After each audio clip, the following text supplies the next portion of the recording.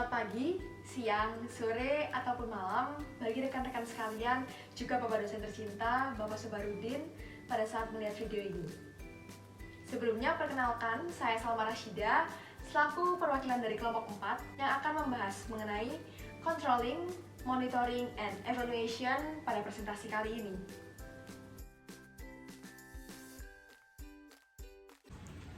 Halo teman-teman, jadi hari ini aku bakal ngasih tahu nih ke kalian apa sih arti dari pengendalian. Nah, di sini mungkin kalian ada yang belum tahu nih pengendalian itu apa sih maksudnya. Oke, di sini saya akan menjelaskan ada 5. Yang pertama ada memperbaiki, tujuan, kinerja, proses, dan memantau. Nah, pengendalian itu sendiri ialah suatu proses memantau, membandingkan, dan memperbaiki kinerja kerja. Oke, selain dari pengertian pengendalian tadi yang sudah saya jelaskan, nah di sini aku mau ngasih tahu nih, ada pun pengendalian yang efektif. Bagaimana sih pengendalian yang efektif itu? Nah, yang dimana memastikan bahwa semua kegiatan itu diselesaikan dengan cara yang mengarah dan mencapai tujuan bersama. Selanjutnya, mengapa sih pengendalian itu sangat penting? Nah, yang pertama, ada satu-satunya cara untuk mengetahui apakah tujuan kita itu sudah tercapai atau belum. Lalu yang kedua, memberi informasi dan umpan balik. Lalu yang ketiga, membantu melindungi organisasi dan asetnya. Baik, yang selanjutnya terdapat 3 langkah-langkah dalam proses pengendalian. Nah, yang pertama, terdapat mengukur kinerja aktual. Nah, biasanya suatu manajer itu dia mengukur suatu kinerja aktual itu dengan yang pertama bisa dari pengamatan pribadi, yang kedua dengan laporan statistik, 3 laporan lisan, dan yang terakhir bisa dengan laporan tertulis. Yang kedua, terdapat membandingkan kinerja aktual dengan standar yang ada. Nah, mengapa sih hal ini diperlukan? Hal ini diperlukan untuk meminimalisir penyimpangan atau kesenjangan yang terjadi dalam suatu manajemen.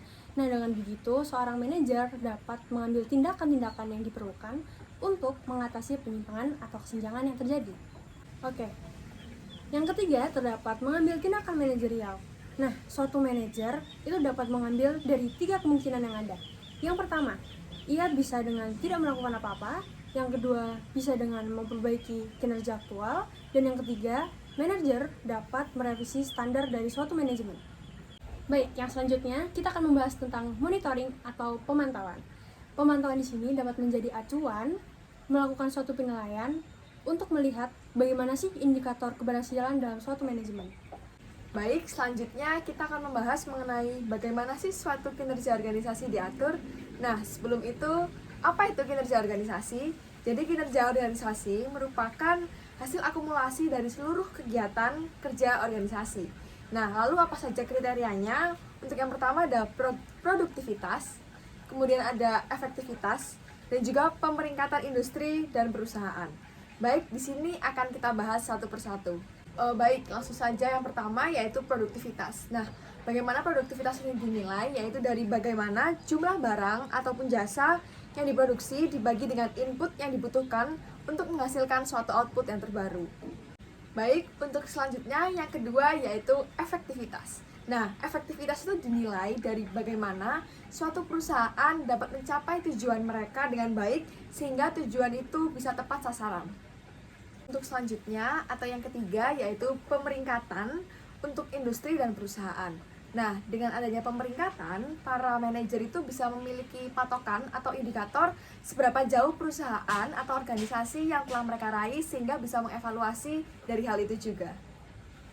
Baik, untuk selanjutnya kita akan membahas mengenai pengukuran pemantauan fisik dan keuangan. Nah, tentu hal ini merupakan hal yang sangat penting. Kenapa? Karena suatu kegiatan ataupun program dapat berjalan dan juga berhasil setelah melalui pemantauan proses dan juga pemantauan dampak. Nah, mari kita ketahui apa itu pemantauan proses dan juga pemantauan dampak. Baik, yang pertama yaitu pemantauan proses. Pemantauan proses adalah suatu proses mengidentifikasi faktor akuntansi untuk kemajuan kegiatan atau keberhasilan kegiatan guna untuk produksi output. Baik, untuk selanjutnya kita akan membahas mengenai pemantauan dampak. Nah, pemantauan dampak adalah suatu proses mengukur tanggapan dan juga reaksi awal terhadap kegiatan proyek dalam jangka pendek sehingga untuk mengurangi resiko yang akan terjadi ke depannya. Nah, teman-teman, pemantauan itu adalah hal yang sangat penting dan harus kita laksanakan secara teratur. Mengapa demikian? Karena dengan adanya pemantauan-pemantauan, kita juga bisa mempertimbangkan resiko-resiko yang akan terjadi ke depannya, sehingga output-output yang akan kita laksanakan dapat terkeluarkan lebih jelas, serta tujuannya dapat terlihat dengan jelas sesuai apa yang sudah kita rencanakan di awal.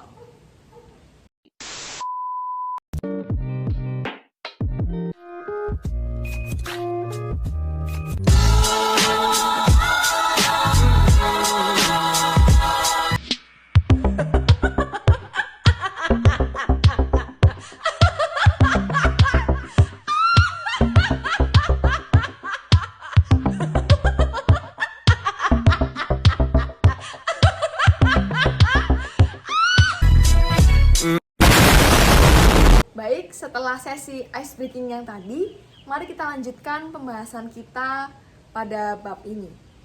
Pertama, kita akan membahas mengenai karakteristik sistem pemantauan yang baik itu seperti apa sih, teman-teman? Nah, karakteristik sistem pemantauan yang baik itu dimulai dengan suatu diskusi sehingga bisa menghasilkan atau terciptanya suatu lingkungan sistem pemantauan dengan kriteria-kriteria seperti yang pertama ada sederhana, informatif, fleksibel, akurat, dan yang terakhir yaitu transparan. Oke, di sini saya akan menjelaskan tentang definisi evaluasi. Sebelumnya ada 4 poin. Yang pertama ada kinerja, yang kedua ada penentu, yang ketiga ada objektif, dan yang terakhir ada analisis. Seperti yang tadi sudah saya jelaskan, ada 4 poin. Nah, di sini saya akan menjelaskan apa sih evaluasi itu sendiri. Nah, evaluasi adalah suatu proses yang menentukan secara sistematis objektif, relevansi, efektivitas, efisien, dan keberlanjutan. Oke, di slide selanjutnya yaitu ada tujuan evaluasi. Nah, di sini dibagi menjadi 4. Yang pertama ada penentu, yang kedua ada identifikasi masalah, yang ketiga ada perumusan kembali, dan yang terakhir ada solusi. Oke, di sini yang pertama ada menentukan dan mengidentifikasikan masalah yang terkait dengan perencanaan dan pengimplementasian program. Lalu yang kedua ada membantu dalam perumusan kembali tujuan kebijakan dan strategi dalam proyek atau program tersebut. Lalu yang terakhir ada evaluasi telah digunakan untuk menyelesaikan masalah non-program atau mempengaruhi donor yang berbeda. Baik, setelah teman saya tadi menjelaskan mengenai apa itu evaluasi dan tujuan evaluasi, di sini saya akan menjelaskan apa sih jenis-jenis dari evaluasi. Nah, yang pertama terdapat evaluasi interim. Evaluasi interim itu biasanya dilakukan di beberapa titik selama terjadinya proyek yang berjalan. Nah, yang kedua terdapat evaluasi terminal. Apa sih evaluasi terminal itu?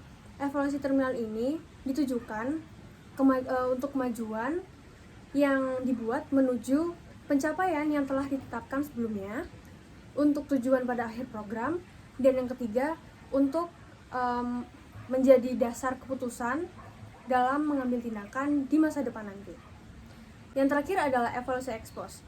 Evaluasi ex post ini bergantung pada proyek apa yang sedang dikerjakan maupun proyek yang akan dilakukan.